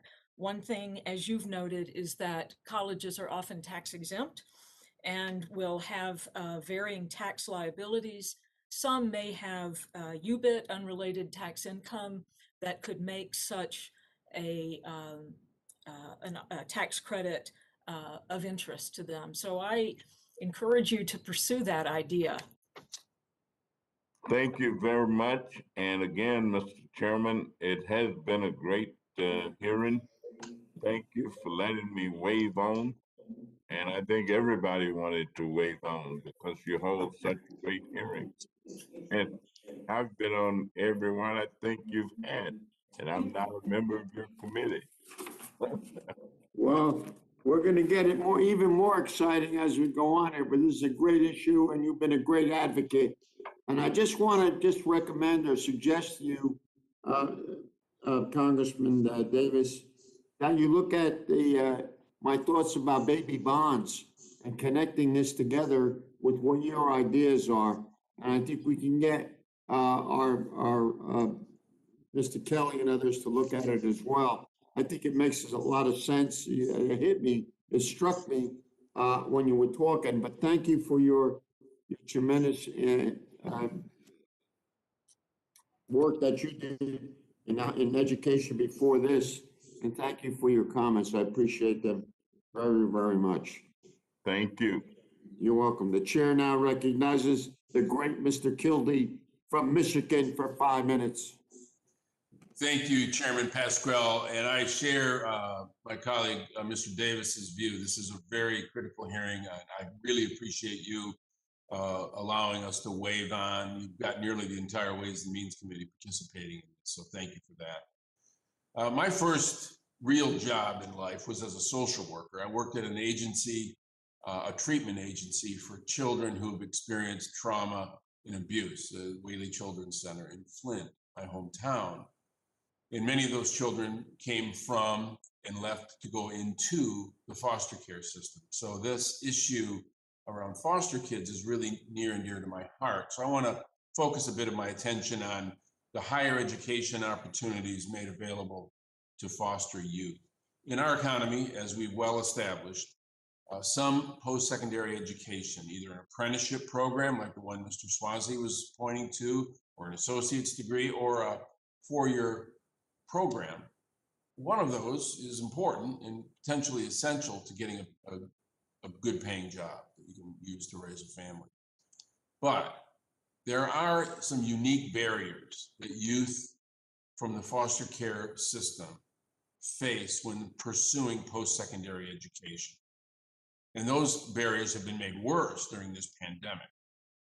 But what we've seen is that institutions of higher education with campus-based support programs for foster youth that provide services like, for example, securing stable housing during academic breaks or counseling services, have led to really significant improvements in performance, increased graduation rates. And as an example, the University of Michigan's Blavin Scholars Program, which serves foster youth, has a graduation rate of over 95%. Not only is that much higher than the average for foster youth, it's much higher for all students. So in Michigan, over 30 college campuses provide these on-site support and resource tailored to meet the unique needs of youth with experience in foster care who are attending college. And that's why I introduced legislation with my colleague, Representative Bacon, called the Fostering Post-Secondary Success for Foster and Homeless Youth Act, that would expand these programs across the country. First, this bill would create a recognition program through the U.S. Department of Education to identify and to highlight those colleges and universities with tailored campus-based support programs for foster youth, for homeless youth. And secondly, the bill would create a national center for fostering post-secondary success for foster and homeless youth. This would put the best practices out there and provide technical help to institutions as they try to maintain these campus-based supports. So Dr. Donarski. You might not be surprised since I mentioned the University of Michigan, one of my schools, that I'd love to get your thoughts on this, on what we can be doing through financial support, coaching, mentoring, how we can use, say, for example, the federal tax code to help foster youth access and succeed in college. And then any other thoughts you might have on how we can help clear a pathway for foster youth. I would say that the most important priority would be funding the schools that these students attend. So Michigan is able to run a program like this because it's got the endowment that lets it run it. A lot of our other public institutions are living off of tuition, and they've seen their contributions from their states go down. And what tends to get cut is support services. So I think if we want to support foster students, foster children, we should be looking to support the schools that low-income students attend, and those are community colleges and public universities. We have models for programs that work well in increasing graduation rates for at-risk populations. The Cuny ASAP program is a wraparound program that provides financial support, mentoring, tutoring, emergency financial backup, all of these things that a parent, if they were well-heeled and present, would do for their kids. The school kicks in instead and helps out. And that's essentially what we need to be thinking of, is that for children, for adults who don't have parents with deep pockets, who don't have family who went to college, then the institution needs to be doing the work that otherwise parents would be doing. The informal counseling that happens around the kitchen table sometimes needs to be formalized for a foster child, for example. I really appreciate those comments, and I see the other panelists nodding their heads. I wish we had time to explore this further, but I do look forward to my legislation moving forward, and I would invite any of you to provide input on the work that we're doing, that Congressman Bacon and I are doing to try to stand up these programs that assist foster youth. Thank you, Mr. Chairman, for what has been just an excellent hearing. Thank you. Thank you. Thank you very much, Mr. Kilby, and we appreciate your question. I think it's very important, and thank you. Come again. Will do. And let's hear for our round. This is the cleanup hitter, Jim Panetta from California, for 5 minutes. Jim, you're on. Thank you, Mr. Chairman. I appreciate this opportunity to be a part not only of the Oversight Subcommittee, but to be a part of this excellent hearing on expanding access to higher education. I truly appreciate it. And of course, thanks to all our witnesses as well. I appreciate this because obviously having access to higher education is important for a number of reasons. I guess I kind of take it a little bit personal when we're talking about community colleges, because I and my two older brothers were all products of community colleges, and that basically coming out of high school, all three of us knew that we weren't ready to go on to a 4-year. So we went to our junior college, got straight, pivoted from athletics to academics, worked full time, and were able to pay our way through the 4-year colleges that we went to. They went to Berkeley, I went to Davis, so the UC schools. And so I'm a firm believer in community colleges, and as we know, traditionally it was more of a state purview. But I'm so glad now that the federal government is actually taking interest in our community colleges, and especially this administration. And that's exactly why I joined members of Congress recently who were also community college graduates, and writing to the First Lady, Dr. Jill Biden, asking her to work with the administration and us to support community colleges and what we can do. So President Rose, I'm going to hit on you for a lot of my questions, if that's all right, just to prepare you, and so the other witnesses can kind of zone out if they want. President Rose, how can the federal government better support community colleges like yours?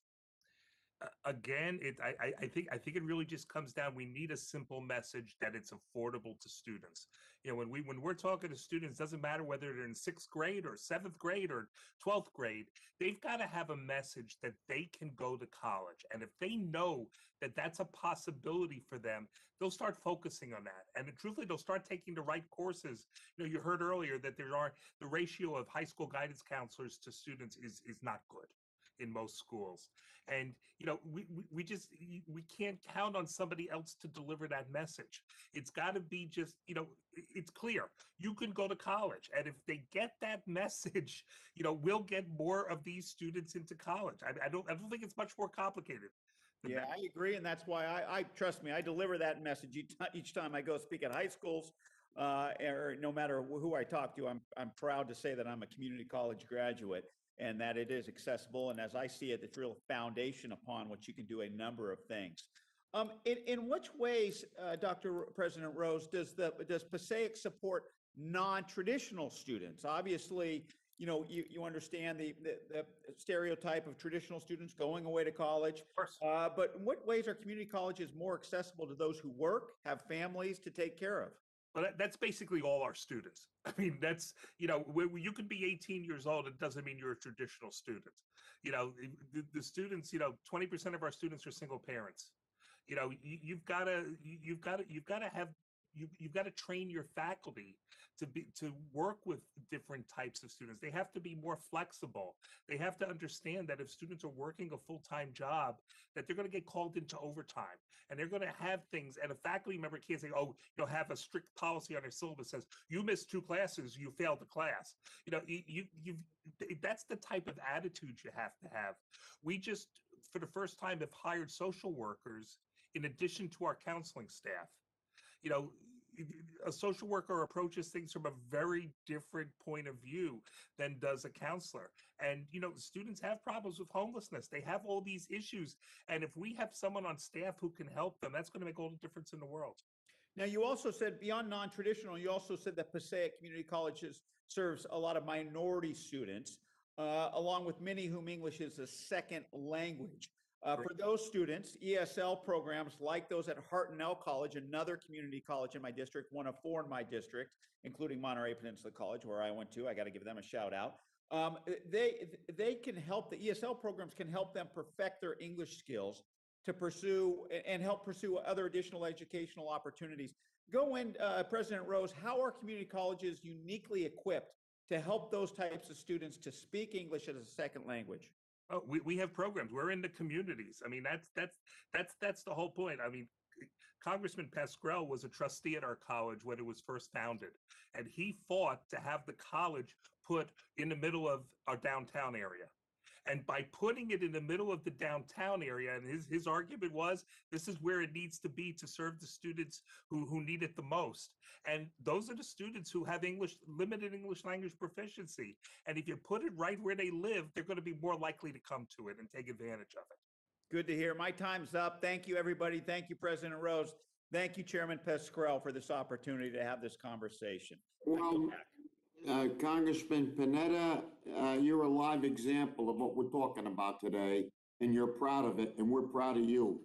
And thank you for your interpretation of what we're doing today. Thank you, Dr. Rose, for your answers. I want to thank Dr. Anthony today, Dr. Johnston today, Dr. Rose today, doctor's name I have a difficult, Dr. Donarski today, and Dr. Pulsifer today. Thank you all. What an excellent panel. Let's give them, to those who are left, let's clap and give them a great round of applause. They did a good job. I think Kelly would agree with me on this. They did an excellent job. I'd like to thank our witnesses today for joining us. Please be advised that members have 2 weeks to submit written questions to be answered later in writing. Those questions and your answers will be made part of the formal hearing record. With that, the subcommittee stands adjourned.